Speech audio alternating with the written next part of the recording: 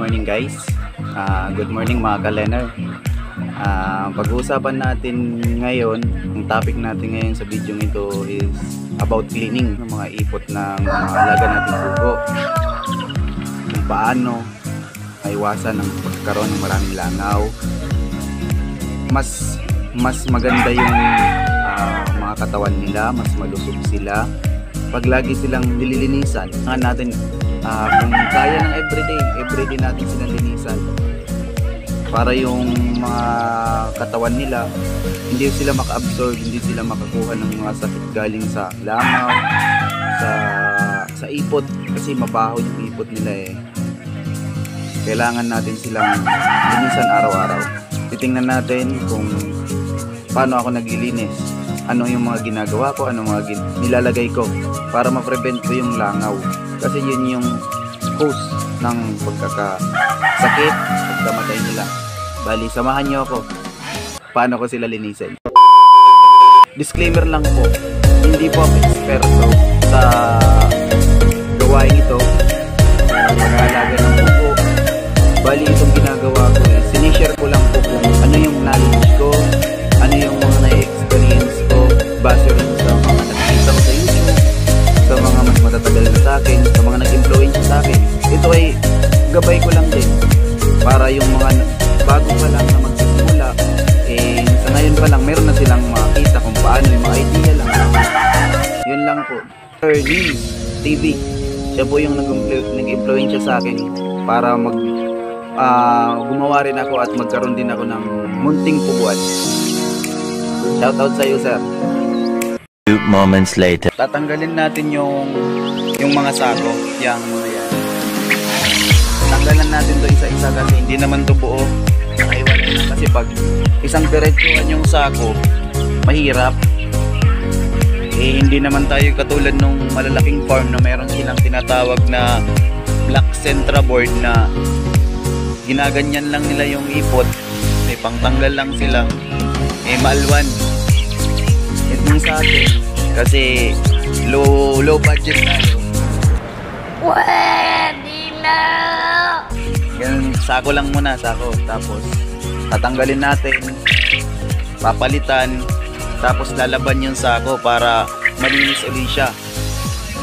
Hindi pwedeng pagkatanggal kung ano yung tinanggal natin, yun pa rin yung ibabalik natin. Hindi pwedeng ganun kasi basa yung sako. Tapos bali makaka-attract pa rin ng amoy yun sa langaw. Dun mangingitlog yung langaw. Pag nangitlog yun hanggang magiging uod, magiging langaw ulit yun. Share ko lang sa inyo guys, ang isang langaw na babae, napakarami, libo-libo ang iniitlog niyan. Kung pumatong sila sa isang ipot, lilipat sila sa isang ipot, ilang libo na yun kada itlog nila. Kaya kung hindi natin lalaban yung sako, yun pa rin yun, mabubulok, ma-attract yung mga langaw dun. Kaya kailangan pagkapalit ng sako, lalagyan ng ipa, tapos lalaban. Ganun lang guys, simulan na natin. 3:28 AM.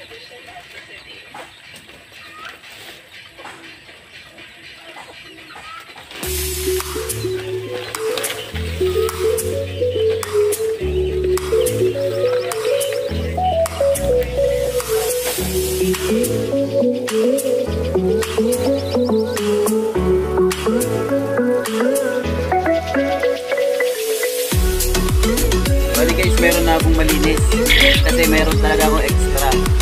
Kaya lagyan ko talaga ng extra para hindi ako buhala ba. Hirap yun, may marami ng ipot pagbalik mo.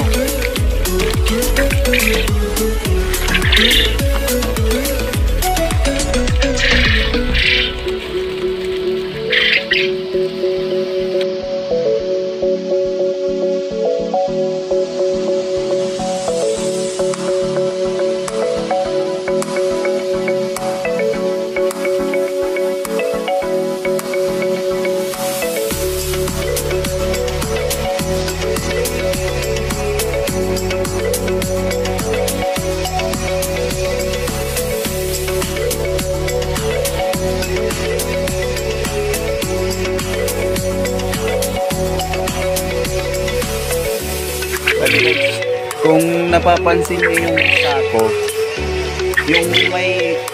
yung may print yung nandito sa taas, yung ilalim, yung puti.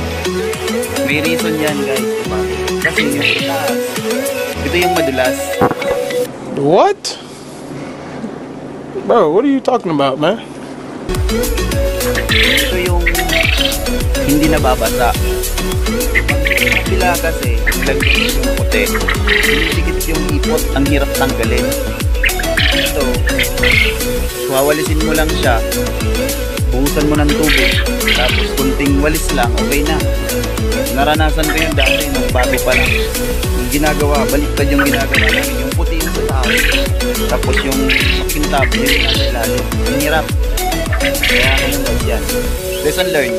Mas marami pa tayong matutunan guys pag tayo na mismo yung gumagawa ng mga bagay-bagay na nakikita natin at napapanood natin sa mga video. Pag tayo na yung gumagawa, mas nai-enhance natin yung sarili natin. Nagkakaroon tayo ng mga iba't ibang idea. Mas umaalwan yung ano natin, umaalwan yung mga gawain natin. Hindi na nalagyan lang lahat para yung ipot nila na may tubig i-absorb ng ipa. Yung balat ng palay nasa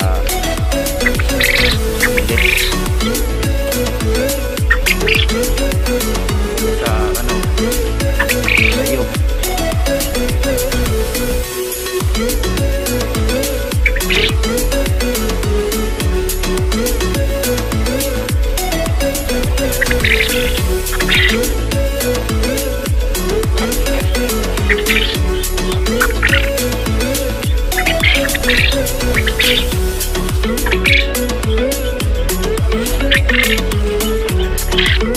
Eventually.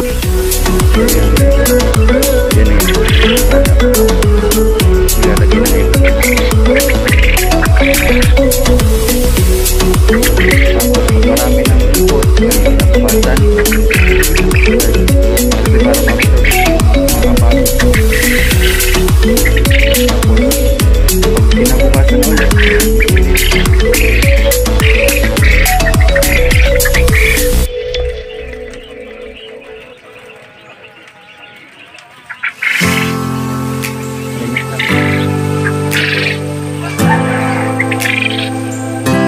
Bali, guys, ito yung ginawa ko. Bali, naghukay kami ng lupa malapit dito sa may puguan. Kasi kung tapo o balde, madaling mapuno. Ganito na lang, hukay. Tapos, hukayan mo siya. Tatakpan. Mga ilang linggo hanggang sa mapuno siya. Tatakpan mo siya ng lupa. Then, ang purpose niyan kung bakit ginanyan namin, ilang buwan, magiging lupa ulit siya. Itim na lupa na siya.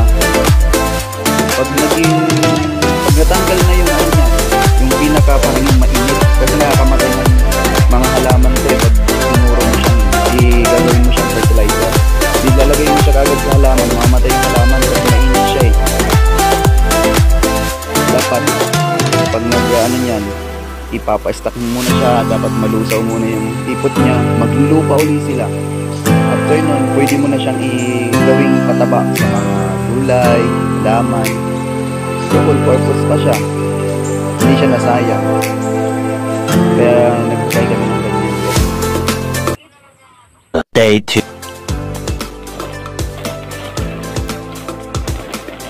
Ay guys, ganito lang ginagawa namin. Ulit ko lang siya. Tapos, nandun.